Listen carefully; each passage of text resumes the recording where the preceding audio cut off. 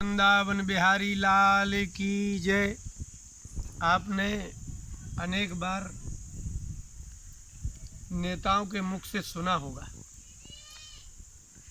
कि महात्मा गांधी ने राम राज्य की कल्पना की थी,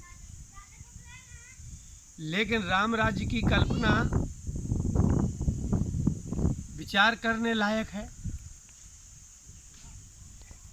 यदि आप शास्त्रों को नहीं मानते हैं, शास्त्रों के नियमों को नहीं मानते हैं, तो आपकी राम राज्य कल्पना एक कोरी कल्पना है। क्योंकि आपको तो कहना ही है कि कोई भी छोटा है वो बड़े के पद पर बैठ जाए, जो बड़ा है छोटे के पद पर बैठ जाए, किसी का कोई कुछ भी खा ले, किसी की भी कोई बेटी ले ले, कोई किसी की रोटी ले ले। क्या ये ऐसे विचारधारा के आदमी के क्या कल्पना राम राज्य की हो सकती है? राम राज्य कैसा होता है? उत्तरकांड में, रामचरितमानस के उत्तरकांड के 42वें दोहे में राम राज्य लिखा है, जो सारे नेताओं के, सारी पार्टियों के, यहाँ तक कि महात्मा गांधी के भी विरुद्ध है। और यदि ऐसा नहीं है तो फिर राम राज्य की कल्पना एक पाखंड और दंभ है। सुनिए रामचरितमानस का उत्तरकांड का 42वां दोहा। वर्णाश्रम निज निज धर्म, निरत वेद पथ लोग, चलहि सदा पावहि सुख, नहीं भय शोक न रोग। इस 42वें दोहे के पहले लिखा है, राम राज्य बैठे त्रैलोका, हर्षित भये गए सब शोका। राम जी ने जिस समय राज्य सिंहासन संभाला, सारी प्रजा, वर्णाश्रम निज निज धर्म, ब्राह्मण ब्राह्मण के धर्म में, क्षत्रिय क्षत्रिय के धर्म में, वैश्य वैश्य के धर्म में और शूद्र शूद्र के धर्म में स्थित थे। वर्णाश्रम ये है, वर्ण ब्राह्मण क्षत्रिय वैश्य शूद्र, और आश्रम ब्रह्मचर्य गृहस्थ वानप्रस्थ और सन्यास। गुरुकुल में वास, यज्ञोपवीत संस्कार ब्राह्मण क्षत्रिय वैश्य का, और तीनों का गृहस्थ होना, और गृहस्थ होकर के फिर पुत्र पौत्र आदि को करके वानप्रस्थ होना, वन में रहना, और फिर सन्यास आश्रम लेना। ब्राह्मण को ब्रह्मचर्य गृहस्थ वानप्रस्थ सन्यास का अधिकार है, लेकिन क्षत्रिय और वैश्य को सन्यास नहीं लेना चाहिए। हाँ, त्याग कर लेना चाहिए, और इसको उन्होंने माना।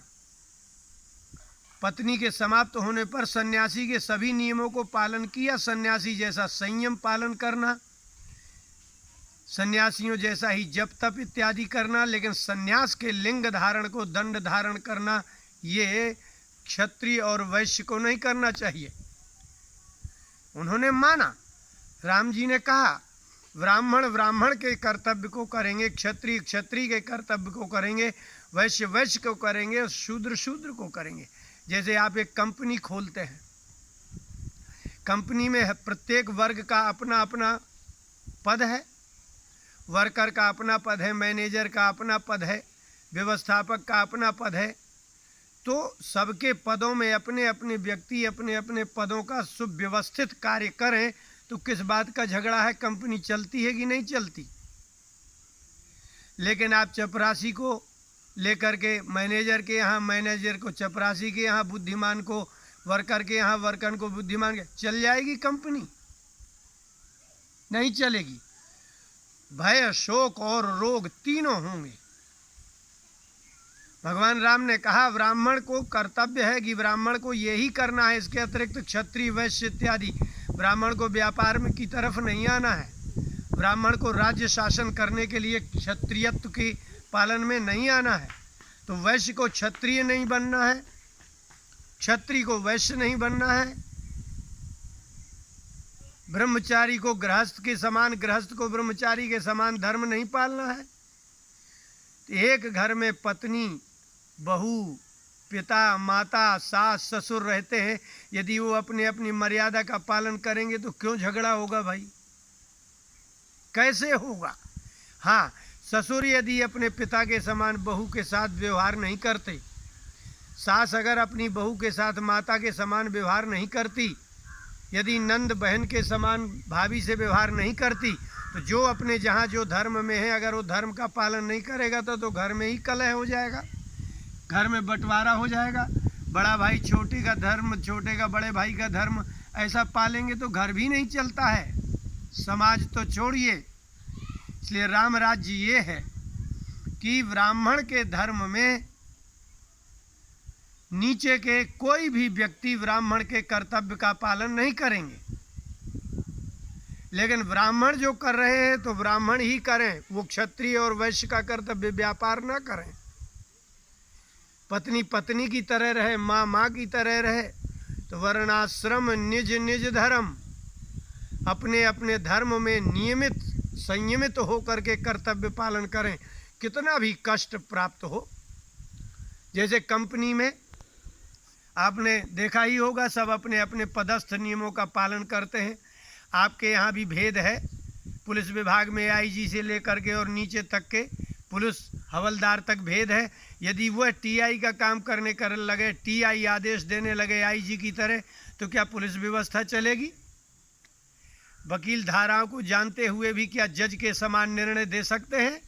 तो जो जिस पद पर प्रतिष्ठित है वो अपने पद प्रतिष्ठा के अनुसार, नियमों के अनुसार कर्तव्य पालन करते हैं, तब समाज की व्यवस्था चलती है, तब राज्य की व्यवस्था चलती है। इसी प्रकार से राम राज्य की कल्पना बिना वर्ण और बिना आश्रम के हो ही नहीं सकती। कोई किसी की रोटी खा ले, कोई किसी की बेटी ले ले, ये राम राज्य नहीं है। वर्णाश्रम निज निज धर्म, निरत वेद पथ लोग, वेद मार्ग है ये, और वेद मार्ग के अनुसार चारों वर्ण अपने अपने स्थान पर रहें और आश्रम भी अपने अपने स्थान नियमों का पालन करें, तो चल ही सदा पावहि सुख। यदि सभी अपने अपने कर्तव्य का पालन करेंगे, कोई किसी के कर्तव्य का अतिक्रमण नहीं करता, तो सुख ही होगा, दुख हो ही नहीं सकता।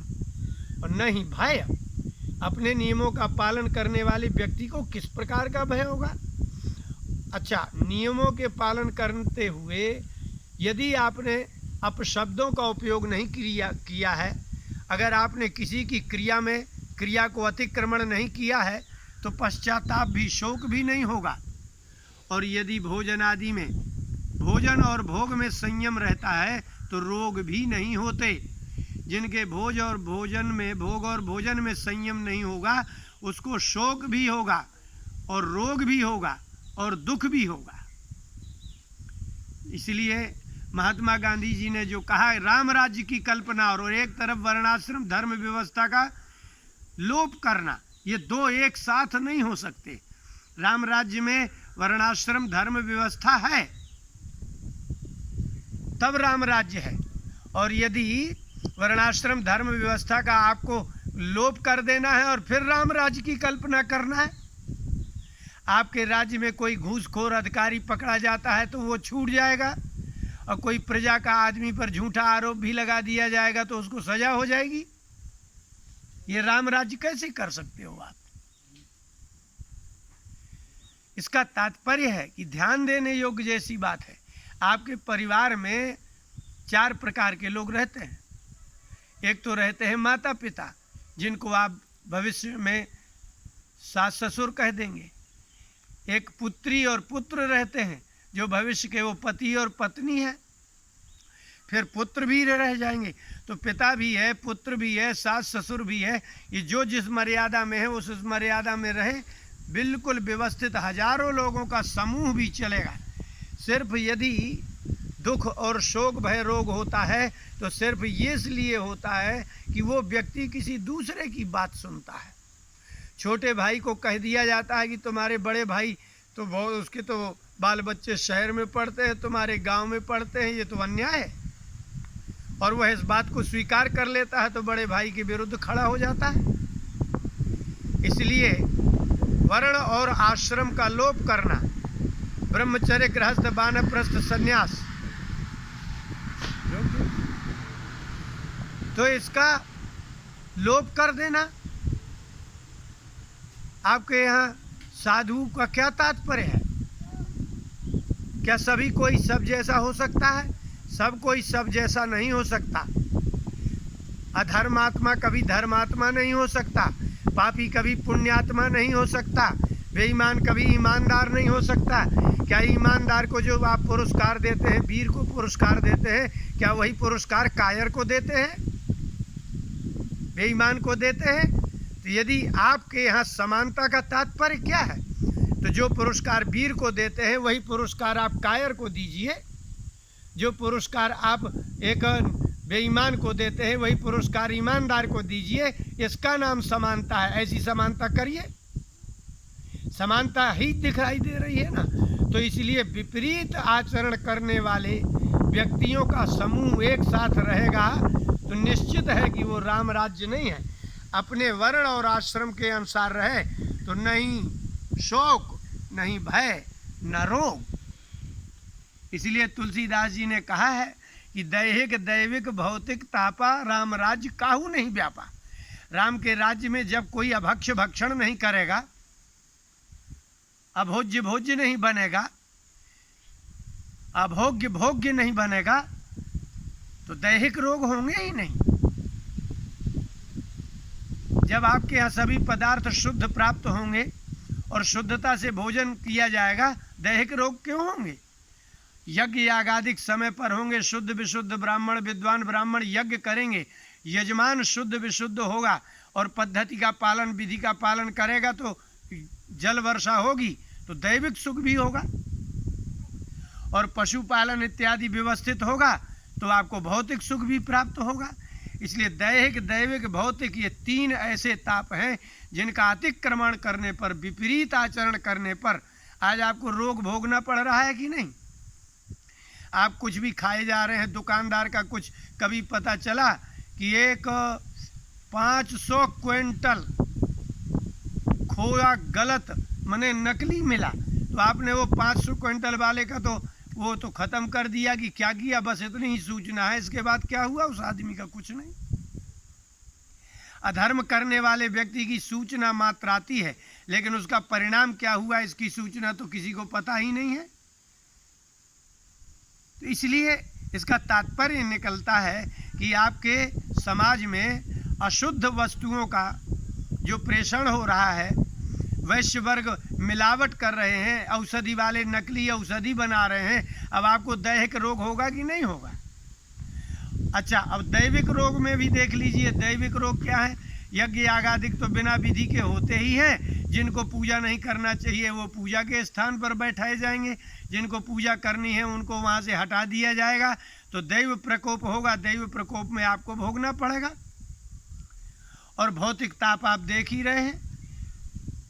इसलिए राम राज्य की कल्पना भले ही कोई अपनी वाणी से कह दे, लेकिन वर्णाश्रम धर्म की व्यवस्था, ब्राह्मण क्षत्रिय वैश्य शूद्र की व्यवस्था और यज्ञ आदि की व्यवस्था, अगर इनका लोप करके रोटी और बेटी का कोई नियम नहीं रखना है आपको, कोई भी किसी के साथ विवाह कर ले, कभी भी कर ले, कहीं भी कर ले, कोई भी स्त्री किसी भी पुरुष से कहीं भी संपर्क कर ले, कोई अपराध नहीं है।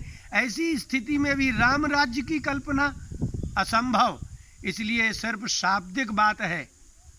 हमने सुना है अपने मुंह से, नेता लोग कहते हैं कि महात्मा गांधी की राम राज्य की कल्पना थी। राम राज्य की कल्पना करना थी तो उनको नियम बनाने थे, सारे नियम ध्वस्त करके, और आप राम राज्य की कल्पना नहीं कर सकते। ये अराजकता है। जिस देश में कोई राजा नहीं होता, कोई नियम नहीं होता, कोई पालन करने वाला नहीं होता, उस देश में राम राज्य की कल्पना सिर्फ शाब्दिक होती है। मुख भंजन है ये, मुंह से आप बोल दीजिए, लेकिन सामाजिक कल्पना कभी हो ही नहीं सकती। जैसे जल के बिना कभी आटा का गूंथना नहीं हो सकता, मिट्टी का कोई बनाना है तो बिना पानी मिलाए मिट्टी से घड़ा नहीं बनाया जा सकता, जैसे बिना मिट्टी के कोई घड़ा नहीं बन सकता, सोना तांबा पीतल इत्यादि के बिना कोई कलश नहीं बना सकता, आभूषण नहीं बना सकता, ऐसे ही वर्णाश्रम धर्म की व्यवस्था को ध्वस्त करके कोई राम राज्य की कल्पना कर ही नहीं सकता। बोले वृंदावन बिहारी लाल की जय।